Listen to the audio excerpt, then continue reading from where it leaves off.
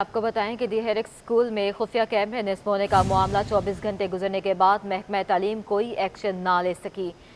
आपको बता रहे हैं अहम अपडेट है। दी हेरिक स्कूल में खुफिया कैमरे किसने लगवाए, सिटी 1 बड़े हकायक सामने ले आया है। वॉशरूम्स में कैमरे पर प्रिंसिपल खुद लगवाए थे। मजीद जानेंगे अपने नुमाइंदे एहसन चांडियो से। एहसन बताइएगा। जी बिल्कुल, देखिए दी हेरिक स्कूल में खुफिया कैमरे नस्ब होने का मामला जिसमें जो है पेशरफ नहीं हो रही है, मामला थमसा गया है ऐसा लगता है, क्योंकि 24 घंटे गुजर जाने के बावजूद महकमा तालीम कोई एक्शन नहीं ले सका है अब तक। जबकि डायरेक्टरेट ऑफ प्राइवेट स्कूल की इंक्वायरी टीम ने रिपोर्ट महकमा तालीम को जमा करा दी थी। रिपोर्ट के मुताबिक प्रिंसिपल ने खुफिया कैमरे वॉशरूम एरिया में नस्ब कर रखे थे। उसके अलावा स्कूल प्रिंसिपल के इस अमल पर उनके खिलाफ कोई कार्रवाई ना हो सकी है। जबकि दूसरी जानिब दी हेरिक से स्कूल की रजिस्ट्रेशन मौसल और स्कूल सील है ताल। ठीक है, बहुत शुक्रिया एहसन चांडियो, हमें अपडेट कर रहे थे।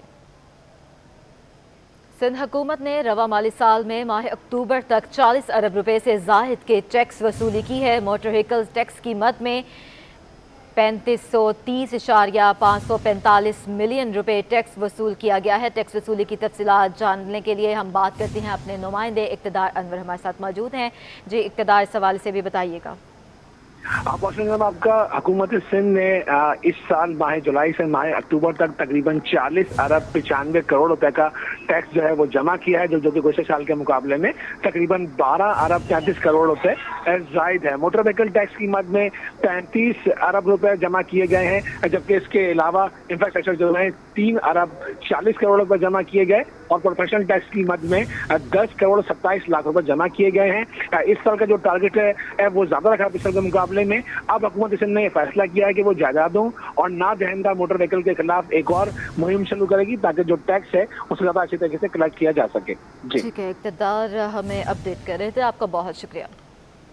सिंध हुकूमत ने 19वें ग्रेड के 2 अफसरों के तकर्रुर तबादले कर दिए। महकमा सर्विसेज जनरल एडमिनिस्ट्रेशन को कोऑर्डिनेशन ने नोटिफिकेशन जारी कर दिया है। इस हवाले से मज़ीद जानते हैं, हमारे नुमाइंदे आज़ाद नेहड़ियों हमारे साथ मौजूद हैं। जी आज़ाद, बताइएगा इस हवाले से।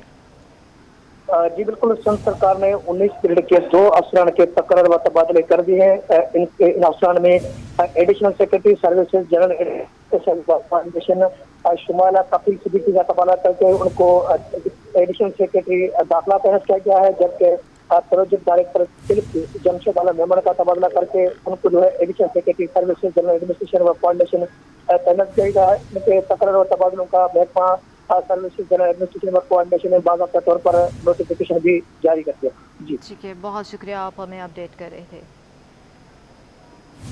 सिंध के वैक्सीनेटर्स ने खसरा की वैक्सीनेशन मुहिम का बाइकआउट कर दिया। वैक्सीनेटर्स का प्रेस क्लब के बाहर एहतजाज जारी है। मुतालबात क्या हैं जानते हैं।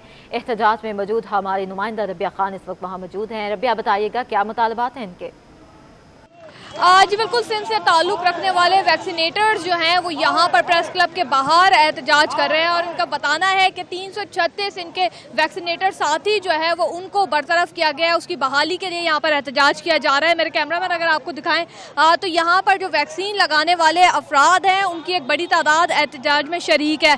कोशिश करते हैं कि हम किसी से बात करें और उनसे पूछें कि आखिर मसले जो है वो है क्या। सर ये बताइएगा कि मसाइल क्या है, क्या वजह है एहतजाज कर रहे हैं आप लोग। मैडम, हमारे को इधर 7 दिन हो गए, 8 दिन हम इसी पंडाल में बैठे हुए हैं। हमारे मुतालबात हैं, हमारे 336 वैक्सीनेटर 2 साल ड्यूटी करके वो टेक्निकल हो जाता है वैक्सीनेटर। 11 खतरनाक बीमारी से वैक्सीन कर रहा था वो, उनको 336 बच्चों को फारिग कर दिया है, घर भेज दिया है।